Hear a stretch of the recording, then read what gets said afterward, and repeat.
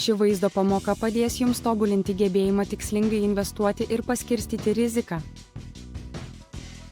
Turėdami šį įgūdį jūs gebėsite: 1. Nustatyti aiškius investavimo tikslus. 2. Diversifikuoti pinigus skirtingoms investicijų rūšims, kad padidintumėte grąžą ir sumažintumėte riziką. 3. Sudaryti veiksmų planą priimant investicinius sprendimus. 4. Atskirti įvairias turto rūšis, mokėti rasti apie jas informaciją internete. 5. Suprasti ir valdyti visus investavimo proceso etapus. Žinios ir aiškus planas padeda priimti gerus sprendimus dėl finansinės ateities. Panagrinėkime 5 svarbiausius žingsnius, kuriais verta vadovautis. 1 žingsnis – aiškių investavimo tikslų nustatymas. Kiekviena sėkminga investavimo kelionė prasideda nuo tikslo. Kodėl investuojate? Dažniausiai tikslai – sukaupti pensijai, sutaupyti būstui ar uždirbti papildomų pajamų. Norint sukaupti pensijai per 20 metų, verta rinktis investiciją su didesniu ilgalaikio augimo potencialu, pavyzdžiui, akcijas ar investicinius fondus. Taupant artimiausiems tikslams, pavyzdžiui, atostogoms po 2 metų, verta rinktis saugesnės priemonės, taupomąją sąskaitą ar trumpalaikės obligacijas. Užsirašykite tikslus, nusimatykite konkrečius terminus, sumas ir detalius veiksmus.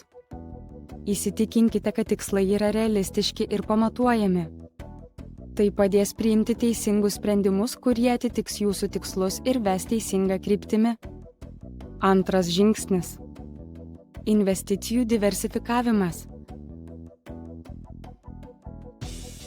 Kai jau žinote, ko siekiate, kitas žingsnis – paskirstyti investicijas, kad sumažintumėte riziką. Diversifikavimas – tai investicijų paskirstimas tarp skirtingų turto rūšių, sektorių ir geografinių regionų, siekiant sumažinti bendrą investicijų portfelio riziką. Pavyzdžiui, Europos kontekste galite dalį savo investicijų paskirstyti į Europos Blue Chip akcijas, tokias kaip tos, kurios įtrauktos į Eurostoxx 50 indeksą. Šias investicijas verta subalansuoti susiejant su vyriausybių obligacijomis, pavyzdžiui, Vokietijos Bunds ar Prancūzijos OAT obligacijomis, kurios dažnai išlieka stabilesnės ekonominio neapibrėžtumo laikotarpiais. Taip pat galima apsvarstyti investavimą į nekilnojamąjį turtą per REIT, nekilnojamojo turto investicinius fondus, kurie suteikia galimybę dalyvauti nekilnojamo turto rinkoje be didelio pradinio kapitalo. Norint dar labiau diversifikuoti investicijas pagal geografiją, galima rinktis ETF, biržoje prekiaujamus fondus, kurie seka tarptautinius indeksus, pavyzdžiui, besivystančių rinkų ar pasaulinius akcijų fondus, ir taip suteikia prieigą prie regionų, turinčių didesnį augimo potencialą. Tokiu būdu sumažinama rizika ir padidėja tikimybė gauti stabilias pajamas įvairių rinkos ciklų metu. 3 žingsnis – veiksmų plano sudarymas. Gerai apgalvotas planas padeda išlaikyti dėmesį ir investavimo drausmę bei užtikrina, kad visi veiksmai būtų nuosekliai suderinti su ilgalaikiais finansiniais tikslais. Pirmiausia, nuspręskite, kiek pinigų galite investuoti kas mėnesį ar per metus. Pavyzdžiui, jei galite kas mėnesį taupyti po 500 eurų, nuspręskite, kaip juos paskirstyti, galbūt 300 eurų skirti akcijų indeksų fondui, o 200 eurų obligacijų fondui. Tada nuspręskite, kaip dažnai peržiūrėsite savo investicijas. Įprasta, kad dauguma investuotojų kas pusmetį ar kartą per metus patikrina savo portfelį, ar jis vis dar atitinka jų finansinius tikslus. Planuojant svarbu numatyti ir netikėtas situacijas, dalį santaupų verta laikyti lengvai pasiekiamoje sąskaitoje nenumatytiems atvejams. Taip užtikrinamas finansinis stabilumas ir išvengiama būtinybės nutraukti ilgalaikius investavimo planus. Norint išlaikyti investavimo drausmę, verta automatizuoti procesą, periodiniai pervedimai į pasirinktus fondus ar sąskaitas padės išlaikyti nuoseklumą ir sumažins pagundą pinigus išleisti kitur. 4 žingsnis – susipažinimas su investavimo galimybėmis. Norint priimti pagrįstus sprendimus, labai svarbu suprasti įvairias investavimo galimybes. Nors tradicinis turtas, pavyzdžiui, akcijos ir obligacijos išlieka pagrindinėmis bet kurio portfelio sudedamosiomis dalimis, alternatyvios investicijos ir skaitmeniniai finansiniai produktai tampa vis aktualesni Europos Sąjungoje. Tarp tokių pavyzdžių sutelktinio finansavimo platformos reglamentuojamos pagal Europos sutelktinio finansavimo reglamentą. Šios platformos leidžia asmenims, turintiems palyginti nedidelį kapitalą, investuoti į startuolius, nekilnojamojo turto projektus ar smulkųjį verslą visoje Europoje. Tarp Europos Sąjungoje veikiančių sutelktinio finansavimo platformų galima išskirti Crowdcube Ispanija ir October Prancūzija, Italija. Šios platformos suteikia investuotojams prieigą prie įvairių sektorių diversifikuotų projektų. Kita Europoje ryškėjanti investavimo tendencija – dalinis investavimas, kai įsigyjama maža dalis didelės vertės turto, pavyzdžiui, nekilnojamojo turto ar meno kūrinių.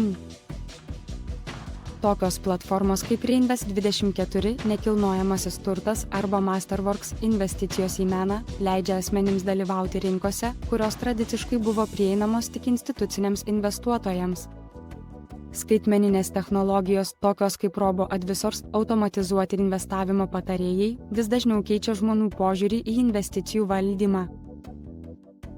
Pasitelkę šiuolaikinės investavimo priemones galite išplėsti ir diversifikuoti savo investicijų portfelį, prisitaikydami prie besikeičiančios Europos finansų rinkos. Norėdami palyginti savo pasirinkimus, įvertinti rizikas bei naudą, visada naudokitės tik patikimais internetiniais šaltiniais. 5 žingsnis – investicijų valdymas. Paskutinis žingsnis – efektyvus investicijų valdymas. Technologijų pažanga procesą padarė prieinamesnį ir patogesnį nei bet kada anksčiau. Sudėtingos užduotys tapo paprastesnės, nes atsirado įrankių, kurie padeda investuotojams valdyti portfelius efektyviau ir užtikrinčiau. Įvairios programėlės, tokios kaip Robinhood, Vanguard ar eToro, leidžia stebėti savo portfelį, nustatyti automatinį investavimą ir sekti rezultatus. Daugelis Europos bankų ir tarpininkų, tokių kaip ING, Revolut ir N26, leidžia nustatyti automatinius mėnesinius įnašus į investicinius fondus, užtikrinant disciplinuotą taupymą ir mažinant riziką investuoti netinkamu metu. Veiksmingas investicijų valdymas tai ne tik rezultatų stebėjimas, bet ir nuoseklus planas, kaip prisitaikyti prie ekonomikos pokyčių bei savo finansinių tikslų. Viena veiksmingiausių portfelio valdymo strategijų yra balansavimas, periodiškas turto paskirstymo koregavimas, siekiant išlaikyti norimą rizikos ir grąžos santykį. Kitas svarbus investicijų valdymo aspektas Europoje yra mokesčių efektyvumas. Daugelyje Europos šalių yra siūlomos mokesčių lengvatos investicinėms sąskaitoms, kurios leidžia investuotojams sumažinti mokestį už pelną iš ilgalaikių investicijų.